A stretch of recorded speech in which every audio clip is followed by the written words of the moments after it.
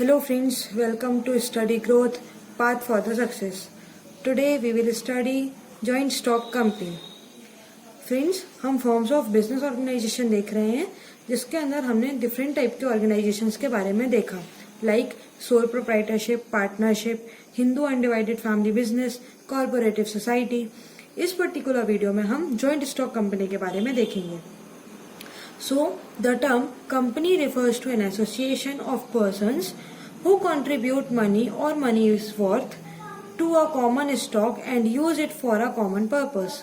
Okay, so term company एक क्या है, रिफर करता है an association of persons.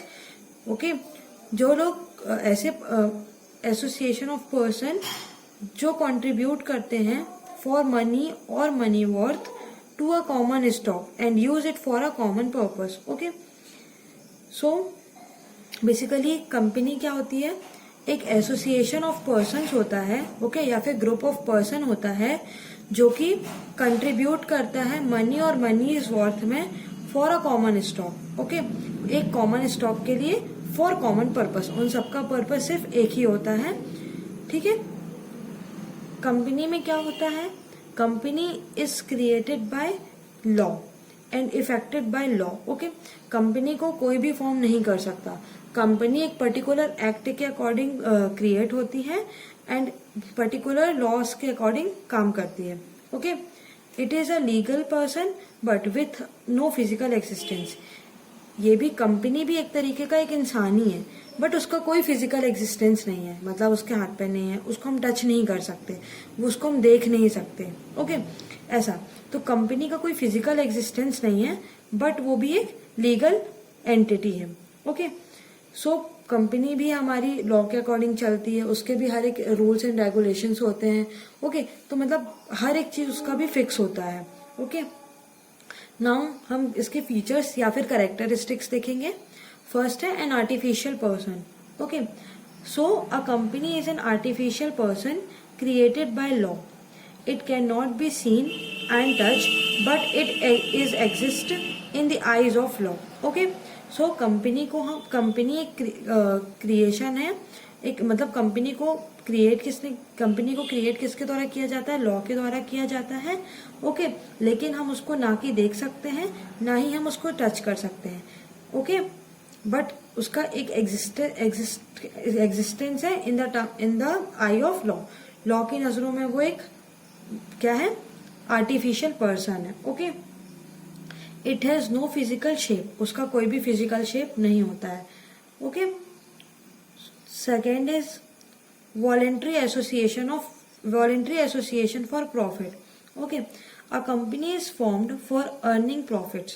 Company को किस लिए फॉर्म किया जाता है, to earn profit. Okay, the profits earned by a company are distributed to the shareholders in the form of dividend. Okay, जो भी प्रॉफिट कंपनी अर्न करती है वो डिस्ट्रीब्यूट होता है शेयर होल्डर्स में in terms of what, dividend. Okay, that is why people form a company voluntary for earning profit. हर एक particular voluntary है ना, वॉलेंट्री मीन्स पर्टिकुलर. हर एक पर्टिकुलर पर्सन इस जो भी कंपनी में काम करता है सबको प्रॉफिट होता है. Okay, then third point is separate legal entity. Okay, तो the existence of company is distinct from its member. Company का जो एग्जिस्टेंस है, कंपनी का जो भी एग्जिस्टेंस है वो डिस्टिंक्ट होता है किससे, उसके मेंबर से. क्यों, क्योंकि a shareholder can enter into a contract of any short with the company. Okay, second is the property of the company belongs to the company itself. Okay, वो किसी एक पर्टिकुलर पर्सन की नहीं होती है. ओके, जो भी property होती है वो पूरी कंपनी को बिलोंग करती है. Okay, and not its members. कोई किसी मेंबर्स को बिलोंग नहीं करती. ओके, जो भी कंपनी की प्रॉपर्टी होती है वो किसी भी पर्टिकुलर मेंबर्स को वो बिलोंग नहीं करती है. ओके, वो सिर्फ वो कंपनी को ही बिलोंग करती है. Okay, the company can do the acts which are done by a common man in respect of his own business. Okay, जो भी कंपनी में एक्ट्स फॉलो किए जाते हैं वो एक कॉमन मैन के द्वारा दिए जाते हैं उसके बिजनेस के लिए. Okay, The company can sue the shareholders and a shareholder can sue the company. Company shareholder के ऊपर केस कर सकती है और शेयर होल्डर्स कंपनी के ऊपर केस कर सकते हैं। The life of a company is independent of the lives of its member. Even if all members die the company does not come to an end. Okay, मतलब जो company की life है वो एक इंडिपेंडेंट मेंबर है, मतलब वो किसी पे डिपेंडेंट नहीं है। अगर उसके मेंबर्स नहीं रहते इन केस, ओके, तो कंपनी बंद नहीं हो जाएगी, है ना। ओके, सो इस सेपरेट लीगल एंटिटी का मतलब उसकी खुद की एक एंटिटी है, वो खुद की एक आइडेंटिटी है, है ना, company. Okay, then fourth point is common seal.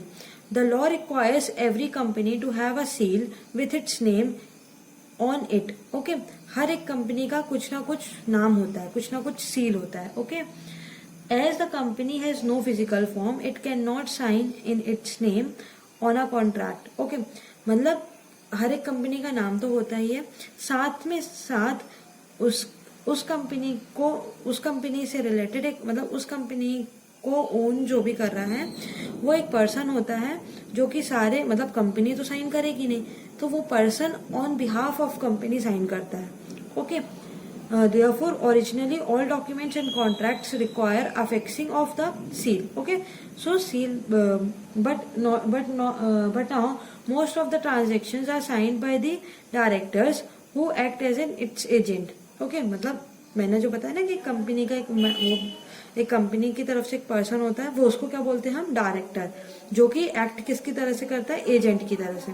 Okay, when the seal is affixed on any document, two directors must witness of its affixing. Okay, जब भी कंपनी में कोई भी सील साइन हो रही होती है डॉक्यूमेंट में, तो ये मस्ट होता है कि 2 डायरेक्टर्स उसके विटनेस होने चाहिए, मतलब प्रूफ के लिए 2 डायरेक्टर्स होने ही चाहिए। ओके, देन हमारा फोर्थ पॉइंट है limited liability. Limited liability means the liability of a member of a company is limited to the extent of the nominal amount of shares held by him.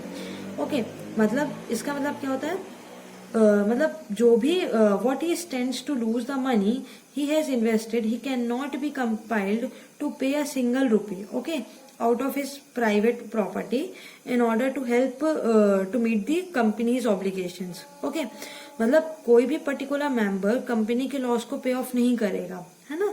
जो भी company मतलब इसका मतलब ये कि जो भी मेंबर्स होते हैं उनकी लाइबिलिटी लिमिटेड होती है to the extent. Okay, in case company में कोई भी लॉस हो रहा है, सो कंपनी में जो भी लॉस होता है उसको पर्टिकुलर मेंबर्स पे ऑफ नहीं करते हैं, कंपनी इटसेल्फ ही पे ऑफ करती है उसको। Okay, then fourth last point is formation. जो कंपनी का फॉर्मेशन होता है, ओके, कंपनी जब फॉर्म होती है तो उसकी जो प्रोसेस होती है बहुत ही ज्यादा टफ होती है, कॉम्प्लेक्स होती है, इसलिए हर कोई कंपनी को फॉर्म नहीं कर पाता है। सो कंपनी हमेशा लॉ के अकॉर्डिंग ही फॉर्म होती है, सो इसलिए इसका जो फॉर्मेशन होता है वो बहुत ही कॉम्प्लेक्स एंड डिफिकल्ट होता है। So let's move to merits of joint stock company. First point is limited liability. जैसा कि अभी हमने फीचर्स में भी डिस्कस किया था लिमिटेड लाइबिलिटी वाला पॉइंट्स, सो इसका एक ये मेरिट है लिमिटेड लाइबिलिटी। क्यों? क्योंकि जो भी person, for example if a person has purchase a share of ₹100, so his liability is limited to ₹100 only. Okay, his liability is not extended to ₹200. His liability is limited only ₹100. So it's a merit of joint stock company. Okay, second is stability. Stability means this form of organization has a legal entity with premature succession. The member of company may go on changing from time to time, but that does not affect the continuity of company. The death or insolvency of members does not affect the corporate existence of the company. Thus, company organization is more stable than partnership. Okay, so basically क्या है कि stability means if company में किसी की death होती है, members की death हो जाती है, ओके, सो कंपनी का वहीं पास बंद नहीं हो जाएगी, ओके, इंसॉल्वेंट नहीं हो जाएगी, कंपनी कंटिन्यू ही रहेगी। ओके, क्योंकि कंपनी किसी मेंबर के डेथ या इंसॉल्वेंट होने से अफेक्ट नहीं करती है। Okay, company is more stable then partnership. Partnership में क्या होता है कि अगर पार्टनर्स में अगर डेथ हो जाती है तो पार्टनर्स में कंटिन्यू, बट कंपनी में क्या, कंपनी कंटिन्यू ही रहती है। ओके, कंपनी कभी वो इंसॉल्वेंट नहीं होती है। Okay, then third is accumulation of large resources. Accumulation of large resources means this form of organization facilitates mobilization of large amount of capital for investment in industries. Since its capital is divided into shares of small value, a large number of people from different walks of life can contribute to its capital by simply buying its shares. Basically इसमें होता क्या है, accumulation of large resources means इसमें large resources में shares का contribution होता है, मतलब लार्ज अमाउंट में शेयर कंट्रीब्यूट होते हैं। ओके, सो होता क्या है इसमें, बेसिकली होता ये है कि जो भी कैपिटल मतलब जो भी कैपिटल कंपनी में कंट्रीब्यूट की जाती है उसको स्मॉल डिनोमिनेशंस में उसको हम शेयर बोलते हैं। Okay, so each members share contribute करता है। सो ऐसे कर करके बहुत सारे लार्ज नंबर ऑफ मेंबर्स हो जाते हैं। इसी तरह लार्ज नंबर ऑफ मेंबर्स होने के कारण लार्ज रिसोर्स हमारे पास एक्यूमुलेट होता है। इसलिए ये एक कंपनी का मेरिट है कि उसके पास लार्ज अमाउंट में कैपिटल कलेक्ट हो जाता है।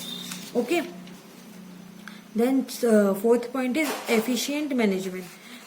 एफिशिएंट मैनेजमेंट भी कंपनी का मेरिट है, क्योंकि जो भी मतलब इसमें ओनरशिप सेपरेट होती है। ओके, इसमें बहुत सारे लोग मिलके ओन नहीं करते हैं कंपनी को, एक पर्टिकुलर मेंबर, एक पर्टिकुलर मतलब इसमें basically board of directors he company को ओन करते हैं, ओन एंड मैनेज करते हैं। इसलिए जो भी मैनेजमेंट होता है वो बहुत ही इफेक्टिव और इफिशिएंट होता है।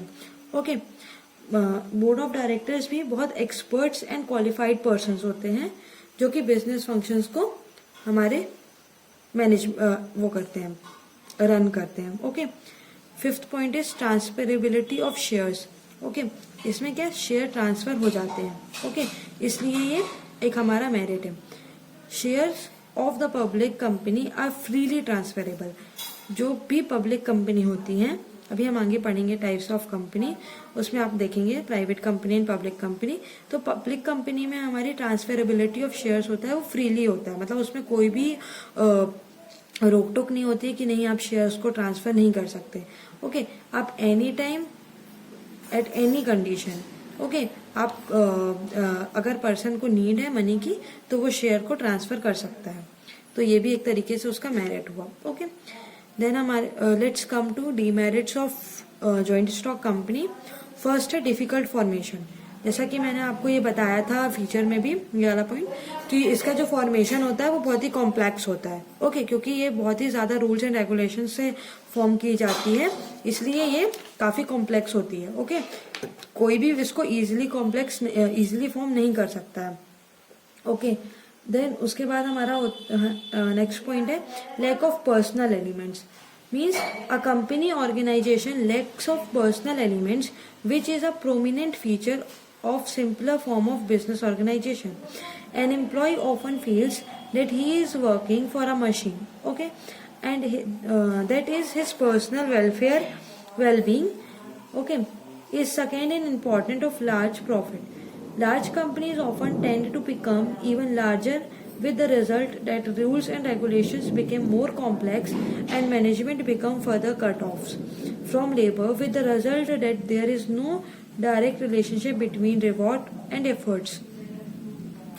Let's move to next point, lack of personal elements. Okay, lack of personal element means जो भी मतलब इसमें पर्सनली कोई भी मेंबर वो नहीं कर सकता, अपना सजेशन नहीं दे सकता है। ओके, इसमें सारे जो वर्किंग एम्प्लॉयज होते हैं, मतलब उनको अगर वो कुछ भी अच्छा काम कर रहे हैं तो उनको उसके लिए कोई भी रिवॉर्ड्स या फिर एफर्ट्स का उनका वो नहीं किया जाता। ओके, कि मतलब उन्होंने बहुत ही ज्यादा, मतलब उनको कोई भी रिवॉर्ड्स या फिर वो गिफ्ट्स नहीं दिए जाते हैं, बोनस नहीं दिया जाता है, उनको सारे अनदर एम्प्लॉयज की तरह ही ट्रीट किया जाता है। तो ये एक तरीके से डीमेरिट हुआ। तो फिर ऐसे में एम्प्लॉयज क्या करते हैं, कुछ सजेशंस भी नहीं देते हैं, बोलते हैं हाँ कोई फायदा नहीं होने वाला है तो क्या ही मतलब। ओके, उसके बाद रहता है हमारा lack of secrecy.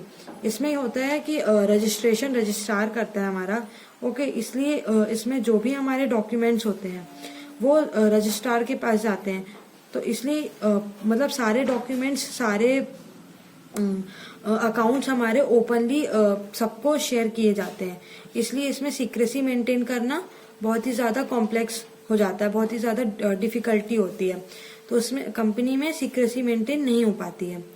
Then fourth point is delay in decision making.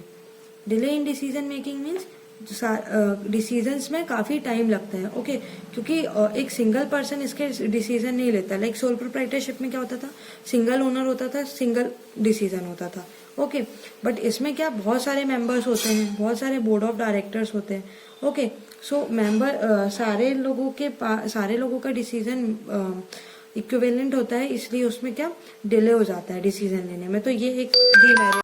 Impersonal work environment. Impersonal work environment means कि लोगों को फॉर एग्जांपल टॉप में मतलब इम्पर्सनल वर्क एनवायरनमेंट मीन्स कि लोगों को पता ही नहीं होता है, मतलब फॉर एग्जांपल जो भी टॉप लेवल में मेंबर्स बैठे हुए हैं, मैनेजर्स बैठे हुए हैं, हाँ, उनको यही नहीं पता होता है कि कंपनी के क्रेडिटर्स कौन है, कंपनी के डेबिटर्स कौन है, ओके, कंपनी में क्या बोलते हैं डील किससे साइन हो रही है, ओके, सो यहाँ पास जो इन्वायरमेंट रहता है वो काफ़ी इम्पर्सनल होता है, मतलब कांटेक्ट नहीं हो पाता है, क्योंकि कंपनी एक बहुत ही ज़्यादा मेंबर्स का एक फॉर्म होता है ना, वहाँ बहुत ही ज़्यादा एम्प्लॉयज़ वर्क करते होते हैं, तो सबके बारे में नहीं पता चल जाता है। लाइक पार्टनरशिप में 2 लोग रहते हैं, 3 लोग रहते हैं, है ना, जिनके बीच में पार्टनरशिप हो रही है, तो उसमें सब कुछ साफ साफ रहता है कि हाँ भाई इससे पार्टनरशिप हो रहा है, इसका इससे एग्रीमेंट हो रहा है, ओके। लेकिन कंपनी एक बहुत ही लार्ज एसोसिएशन है, इसलिए इसमें जो भी इन्वायरमेंट रहता है वो इम्पर्सनल रहता है। लोग मैनेजर्स को, टॉप मैनेजर्स को, लो मैनेजमेंट के बारे में कुछ पता ही नहीं होता है कि कौन किससे डील साइन कर रहा है, क्या कर रहा है, ओके, सो ये भी हमारा एक तरीके से डीमेरिट है। सो फ्रेंड्स, इस वीडियो में हमने फीचर्स, मेरिट्स एंड डीमेरिट्स देखे। नेक्स्ट वीडियो में हम type of joint stock company देखेंगे, okay, so stay tuned, thank you.